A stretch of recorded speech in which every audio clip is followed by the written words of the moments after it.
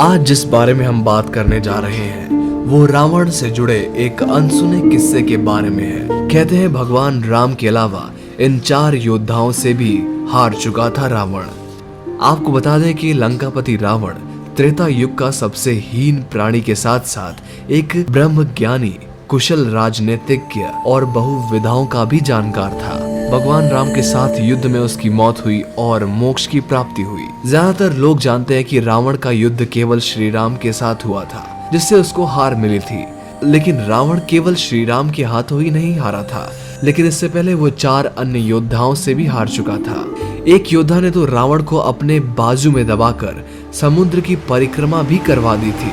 तो आइए जानते हैं कि राम के अलावा और किन लोगों ने रावण को युद्ध में हराया था। रावण की सबसे पहली हार किष्किंधा के राजा बाली से हुई थी।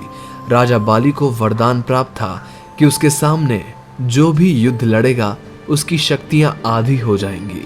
एक बार राजा बाली पूजा कर रहे थे, तभी रावण युद्ध के लिए ललकारने लगा। राजा की पूजा में बार बार विघ्न आ रहा था।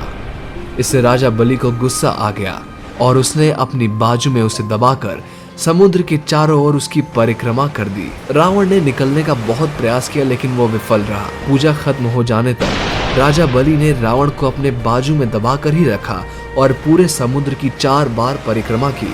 सहस्त्र बाहु अर्जुन ने अपने गुरु दत्तात्रेय को प्रसन्न करके सहस्त्र भुजाओं का वरदान प्राप्त किया था। रावण अपनी सेना के साथ सहस्त्र बाहु अर्जुन के साथ युद्ध करने पहुंच गया।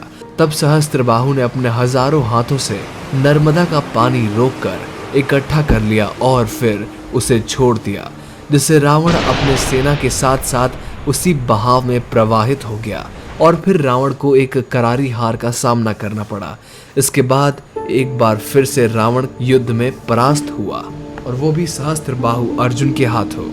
तीसरा, रावण पाताल लोक पर कब्जा करना चाहता था, लेकिन वह भूल गया था कि पाताल लोक में किसी अन्य लोक की शक्तियां काम नहीं करती।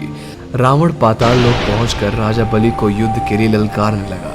उसी समय वहां बच्चे खेल रहे थे। बच्चे रावण को देखकर आश्चर्य में पड़ गए और उसे पकड़ने लगे। रावण अपनी शक्तियों का प्रयोग नहीं कर पा रहा था। बच्चों ने रावण को पकड़कर घोड़े के अस्तबल में बांध दिया। तब ये घटना राजा बलि को पता चली, तो उन्होंने रावण को बच्चों के कैद से मुक्त करवाया। रावण भगवान शिव का बहुत बड़ा भक्त था, लेकिन रावण भगवान शिव से भी युद्ध करने चला गया। रावण कैलाश पर्वत पर पहुंचकर भगवान शिव को युद्ध के लिए ललकारने लगा, लेकिन भगवान शिव ध्यान में लीन बैठे हुए थे। भगवान शिव का ध्यान भंग करने के लिए रावण कैलाश पर्वत को उठाने लगा। तब शिव जी ने अपने पैर के एक अंगूठे से कैलाश पर्वत का भार बढ़ा दिया, जिससे वह कैलाश को उठा ना सका। उसका हाथ पर्वत के नीचे दब गया, परंतु बहुत प्रयत्न करने के बाद जब वो हाथ निकाल पाया तो उसने शिव स्तुति करके शिव तांडव स्तोत्र की रचना कर दी, जिससे भगवान शिव को अत्यंत प्रसन्नता हुई और उसको मुक्त कर दिया गया। मुक्त होकर उसने भगवान शिव को अपना गुरु भी बना लिया था। दोस्तों, आपको ये वीडियो कैसी लगी? अगर अच्छी लगी वीडियो, इस वीडियो को लाइक करिए, अपने दोस्तों में शेयर करिए। अगर आप नए हमारे चैनल पर सब्सक्राइब करके बेल आइकन जरूर दबा लीजिए। धन्यवाद।